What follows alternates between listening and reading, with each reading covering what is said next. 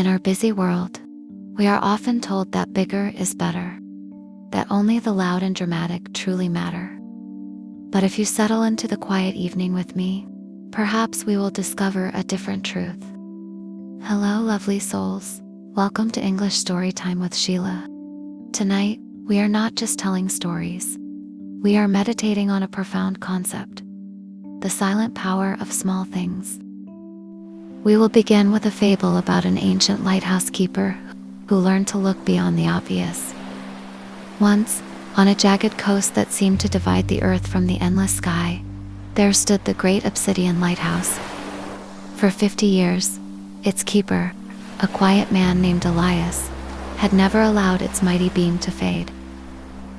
Elias understood scale. He spent his days in reverence of the massive central gear, a polished, towering structure made of iron and brass. He believed this single immense wheel was the soul of the lighthouse, responsible for driving the light that protected thousands of ships. He polished it daily, singing songs to its grand strength. One stormy night, an unprecedented gale arrived. The sky grew dark as ink, and the waves became mountains of chaos. Elias ran to the lantern room, ready to witness the great gear prove its worth. He engaged the mechanism. The main gear turned with a satisfying roar, but then it stopped. The great gear groaned against the resistance of the mechanism, unable to advance. Elias frantically tried to move it, but the light stayed dark. The ships on the horizon were lost in the blind chaos. Panic clawed at Elias. He pulled at levers, checked the great gear, and strained to hear the mechanism over the roar of the storm. But no matter how hard he tried, the giant gear still would not work. Then his eye fell upon a humble firefly. Its light was tiny, almost laughably small against the vast darkness surrounding the lighthouse, yet it continued to shine. It did not attempt to illuminate the entire room. It simply did its small task faithfully. And suddenly Elias understood. If something so small could still perform its duty amidst the storm, perhaps the lighthouse had not failed because of some great weakness. Perhaps the fault lay in something small, something he had overlooked, something he had dismissed. For the first time that night, Elias stopped staring at the massive gear and began tracing the mechanism piece by piece.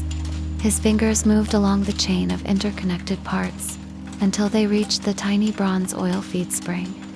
There he found it, a speck of hardened dirt wedged against the spring.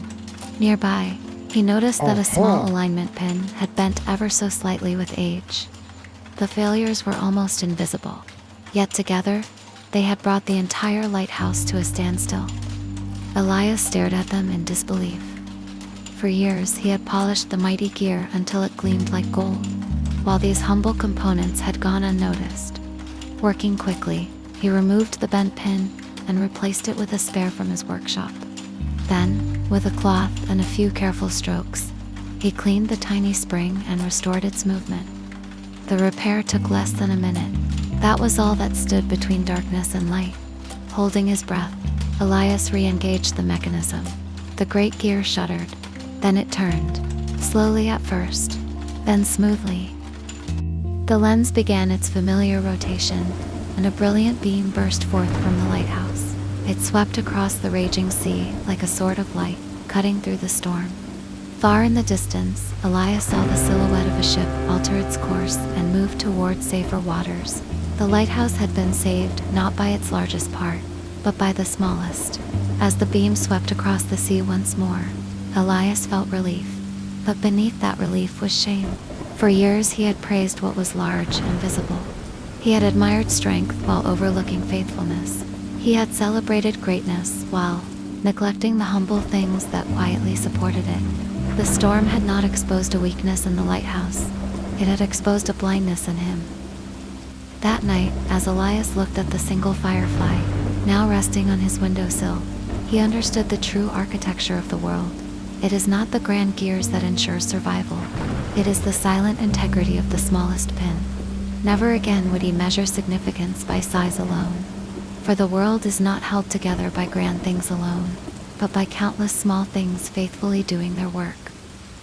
Just as Elias discovered the importance of the smallest pin, perhaps we can change how we see our own lives.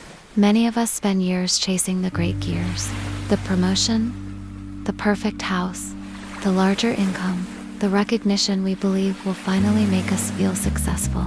Yet the foundations of a meaningful life are rarely found in dramatic moments. They are hidden in the small things we repeat every day.